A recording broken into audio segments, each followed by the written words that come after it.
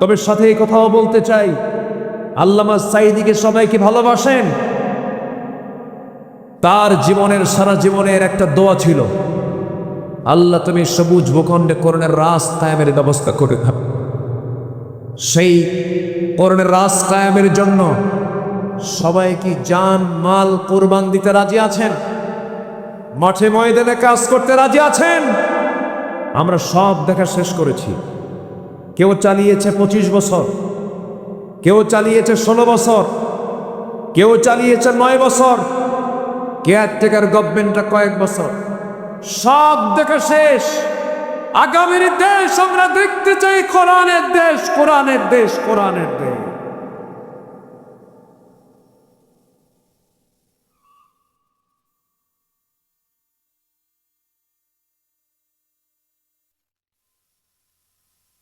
আল্লাহ কবুল করুন, আল্লাহ কবুল করুন।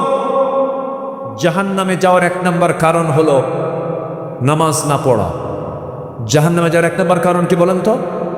নামাজ না পড়া। বলেন তো, এদেশের কোন দলের নেতা যারা ক্ষমতার মসনদে ছিলেন, কেউ কি নামাজ পড়ার জন্য তারা একটা আইন কি পার্লামেন্টে পাশ করেছে?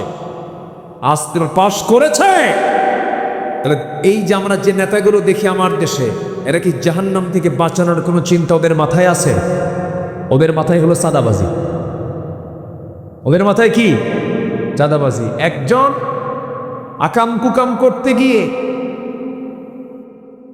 পালানোর সময় ভাঙ্গা হেলিকপ্টার শুধু পেয়েছিল। সে একই রাস্তায় যদি হাঁটেন, ভাঙ্গা হেলিকপ্টারও পাবেন না।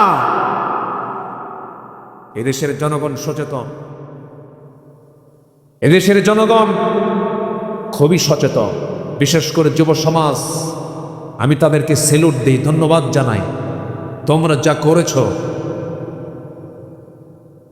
তোমরা যা করেছো, ইতিহাস সৃষ্টি করেছো। আমি তো ভাবছিলাম যুব সমাজ ডিভাইস আক্রান্ত হয়ে যে পরিমাণ নেশা ঢুকিয়েছে বিগত সরকার, 60 থেকে 70 লক্ষ মাদক সেবী দেশে বসবাস করছে। এখন একটা মহামারী আকার ধারণ করতেছে মনে হয় সামনের দিকে।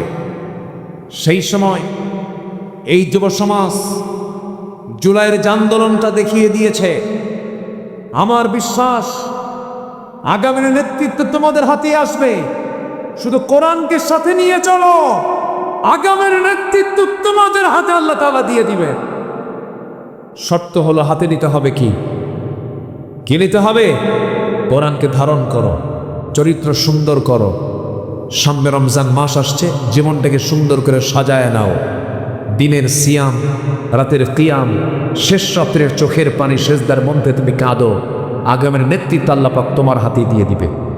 জোরে বলি ইনশাআল্লাহ। আমি একটা আয়াত থেকে, যেহেতু রমজান, একটা আয়াতের একটা গুণ নিয়ে আমি একটু কথা বলি। আমি শেষের দিকে আস্তে আস্তে চলে যাব।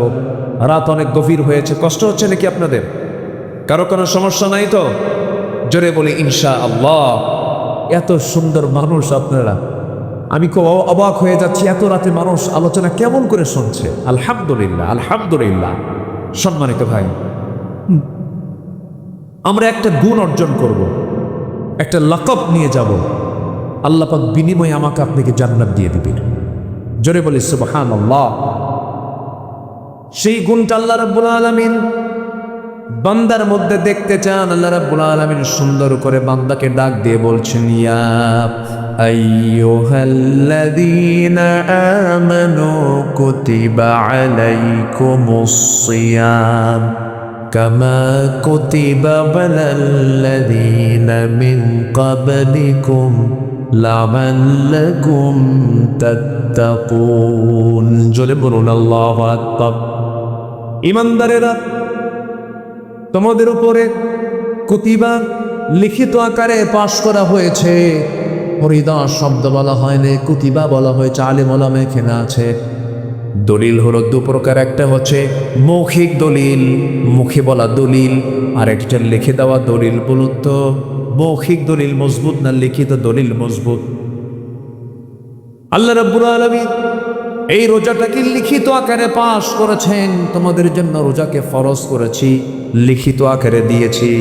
কামা কুতিবা আলাল্লাযীনা মিন ক্বাবলিকুম, যেমন করে আমি লিখিত আকারে ফরজ করে দিয়েছিলাম পূর্বের মানুষদের উপরেও, আগেরদের উপরেও আমি ফরজ করেছিলাম।